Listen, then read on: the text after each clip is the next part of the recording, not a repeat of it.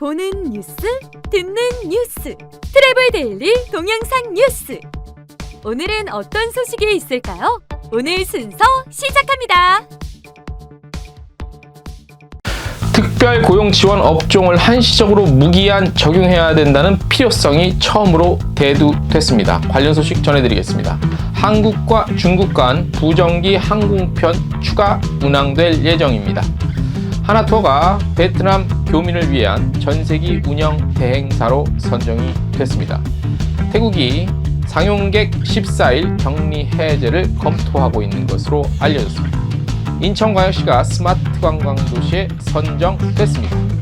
에티하드 항공이 친환경 운항에 한 발 더 다가섭니다. 보잉사와 함께 친환경 바이오 연료 시험 비행을 마쳤다는 소식입니다. 서울관광재단이 3D 플랫폼을 통한 국제협회연합 아시아 태평양 총회를 개최합니다. 액티비티 플랫폼 클룩이 남이섬 비대면 입장 솔루션을 제공합니다. 에어서울이 로고샵 민트몰을 오픈했다는 소식입니다. 트래블데일리 동영상 뉴스 9월 16일자 수요일 순서 시작하겠습니다. 트래블 데일리 동영상 뉴스는 유튜브에서 여행 중개소 또는 트래블 데일리를 검색하시면 쉽게 시청할 수 있습니다. 소리로만 듣고 싶으시면 팟캐스트 플랫폼 팟빵에서 여행 중개소를 검색하시면 쉽게 청취하실 수 있습니다. 네, 여러분 안녕하십니까. 트래블데일리 9월 16일자 수요일자입니다. 동영상 뉴스 시작하겠습니다. 진행을 맡고 있는 트래블데일리의 이정민 기자입니다. 자, 오늘 한국경제연구원에서 한 조사 결과를 발표했는데요. 다양한 일자리 급감 관련 현황과 그 다음에 이제 현재 여행업이 특별 고용지원 업종으로 2차 연장돼서 내년 3월 말일까지 지정이 돼 있는데 이것을 코로나19 사태가 완전히 끝날 때까지 한시적으로라도 무기한 연장을 좀 해야 되지 않겠냐라는 필요성이 처음으로 대두됐습니다. 관련 소식 전해드리겠습니다. 인바운드 관광객 급감으로 11만 9천여 개의 일자리가 없어질 것이라는 연구 결과가 나왔는데요. 아울러서 장기화 국면을 맞고 있는 코로나19 사태로 인해서 현재 특별고용지원 업종에 지정된 여행업에 대해 위기 진정 시까지 조건부로 무기한 적용해야 한다는 주장이 제기됐습니다. 여행업종은 말씀드린 대로 내년 3월 말까지 특별고용지원 업종이죠. 한국경제연구원 한경연이라고 줄여서 부르는데요. 여기서 코로나19 확산에 따라 본격적으로 외국인 관광객이 급감한 3월에서 6월 통계를 바탕으로 전년 동기 대비 관광산업의 직간접 일자리 창출 효과를 분석했습니다.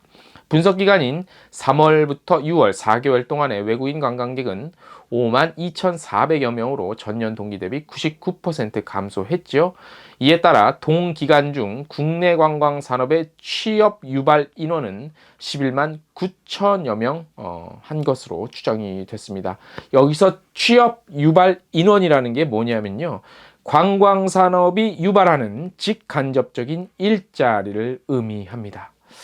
또한 국내 관광산업의 생산 유발액은 13조 2천억 원 감소하고 부가가치 유발액은 6조 1천억 원 감소하는 것으로 분석이 됐습니다. 자, 주요 업종별로 감소한 취업 유발 인원 살펴보겠습니다. 일단 도소매 및 상품 중개 서비스는 6만여 명, 그 다음에 숙박은 한 2만 5천여 명, 음식점 및 주점은 한 2만 7천여 명 등 이렇게 되고요. 주요 업종별로 감소한 생산 유발액은 도소매업 중개 서비스가 6조 정도, 숙박이 한 3조, 음식점이 한 2조 정도 되고요. 부가가치 유발액은 도소매가 한 3조, 숙박 1조, 음식점 9천억 원 정도 전년 대비 감소한 것으로 나타났는데요. 한경영이 고용유지지원금 및 산업 활력을 위한 업계 의견 또 조사했는데요. 여행업의 경우 코로나19는 지속적으로 확산되고 있으나 특별고용지원 업종 지정 기간은 한시적이어서 경영 불확실성이 가중돼 인력 유지 부담이 커지고 있는 상황으로 특별고용지원 업종 기간을 코로나19 위기 진정 시까지로 조건부 무기한 적용, 경영 불확실성 최소화 및 고용유지 효과 극대화가 필요하다고 밝혔습니다. 자, 한국경제연구원 관계자는요, 고용유지지원금은 당면한 고용위기 극복을 위해서 꼭 필요한 정책이지만 업계 현실에 맞지 않는 요건으로 인해 실효성이 떨어진다면서 코로나19 지속으로 기업의 고용유지 여력이 계속 줄어들고 있는 만큼 고용유지지원금의 실효성을 높이고 산업 활력을 부여할 수 있는 정책이 기묘하게 필요하다고 밝혔습니다. 자, 맞는 말이죠. 예.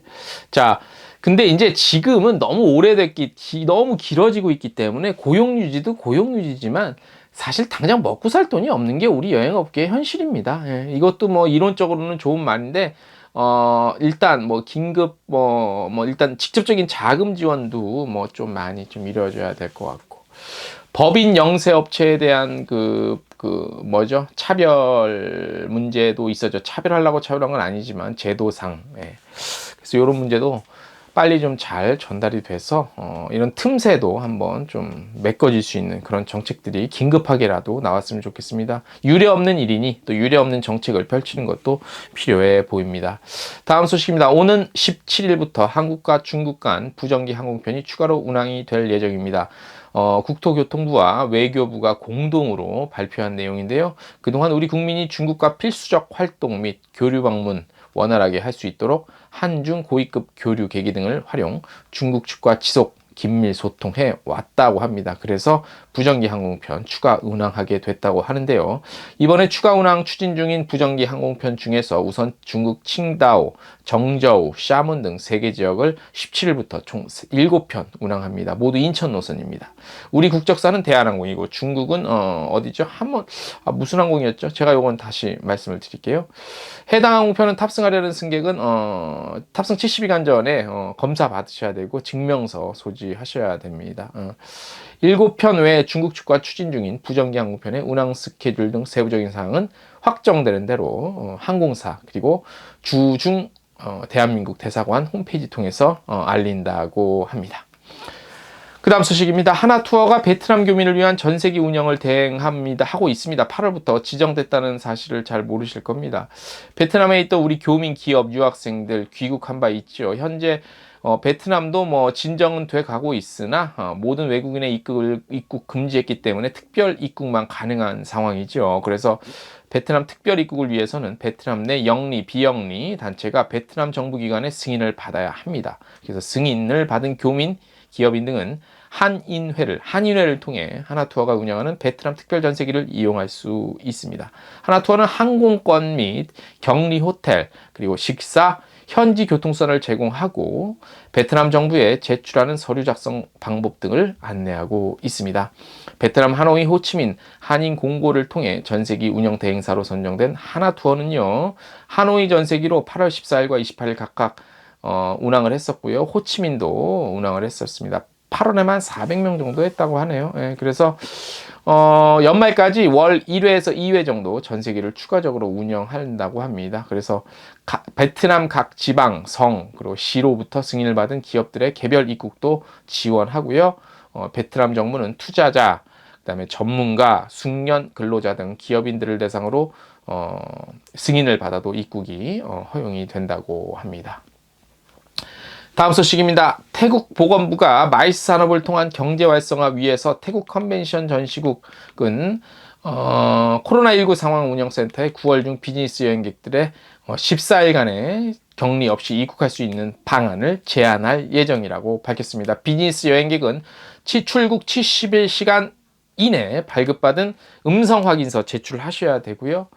입국 후 재검사를 받아 결과가 나올 때까지 한 8시간 정도 국가지정 호텔 격리시설에서 대기하고요. 어플 깔아야 됩니다. 그래서 이렇게 하면은 아마 그 상용객은 한 14일 격리 없이 좀 들어오고 나갈 수 있게 할 수 있도록 추진을 하고 있다고 합니다. 언제 될지는 사실 모릅니다. 다음 소식입니다. 인천광역시가 2020년 스마트 관광도시 시범조성 사업 대상지로 선정됐습니다. 이거는 공모는 한 몇 개월 전에 있었는데 한 3개 그 지역이 공모에 참여했는데 이번에 최종적으로 인천이 이제 뽑힌 겁니다. 특정 관광구역을 선정하고 4차 산업혁명 관련 첨단 기술력 활용해서 해당 구역이 관광객에게 차별화된 서비스와 경험 제공할 수 있도록 하는 사업이라고 합니다. 관광지 예약, 그리고 관광지에서의 결제, 그리고 이동 등 신속 편리하게 할 수 있는 뭐 첨단 기술이 이제 뭐 들어가겠죠. 그래서 관광지의 역사, 문화 등을 즐길 수 있는 경험 제공합니다. 민간 전문가 7인으로 구성된 평가위원단은 지난 1차 평가를 통해 선정된 후보지 3곳이 수립한 세부 사업 계획서 면밀히 검토해서 최종적으로 인천광역시 중구를 최종 대상지로 선정했습니다. 여기는 이제 뭐가 있냐면 19세기 재물포, 그 다음에 21세기를 만나다라는 주제로 우리나라 근대문화 발상지인 월미 관광특구 개항장 일원을 지능형, 그러니까 스마트한 관광 요소들이 집약된 거리로 조성한다고 하네요. 그러니까 뭐 우리가 그동안 좀 못 봐왔던 것, 경험하지 못했던 뭐 최첨단 기술이 투하가 돼서 뭐 비대면 결제 뭐 이런 것들이 굉장히 활발하게 시범적으로 일단 저희 조성이 돼서 한다는 얘기예요. 뭐 최근에 이제 뭐 미디어 같은 통해서 보니까 이제 부산 말고 인천이 우리나라 제2의 도시 규모에 버금가게끔 그 성장을 한다고 하네요. 뭐 송도도 뭐 최첨단 뭐 이렇게 막 최첨단은 아니고 휘황찬란한 건물들도 많고 해서 뭐 핫스팟이 좀 돼가고 있는 것 같은데 인천이 이제 이런 식으로 또 성장을 또 하네요. 다른 지역도 같이 맞춰서. 근데 다른 지역은 수도권 일대 말고 다른 지역은 조금 뭐라 그럴까요? 좀 전통적인 것들을 갖고 있는 지역은 그런 것들을 좀 유지를 했으면 좋겠어요. 꼭 뭐 스마트하고 최첨단 기술력이 투입이 된 그런 관광지도 필요는 하겠지만 우리 트레디셔널한 우리 것들이 좀 남아있는 것도 상당히 분명히 필요합니다.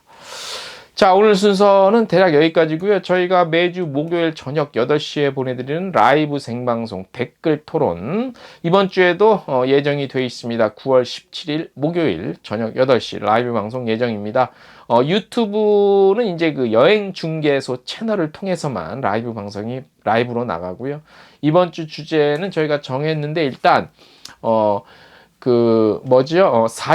여행지 사진에서 관련한 그런 얘기예요. 좀 우리가 기존에 한 2주간, 한 3주간 그 여행 산업 관련한 얘기를 좀 무거운 얘기를 했는데 이번에 좀 가볍게 여행지 속 사진의 배신, 사진 속 여행지의 배신으로 잡았습니다. 그래서 조금 가벼운 내용으로 터치를 좀 해보려고 합니다. 많은 참여 부탁드리겠습니다.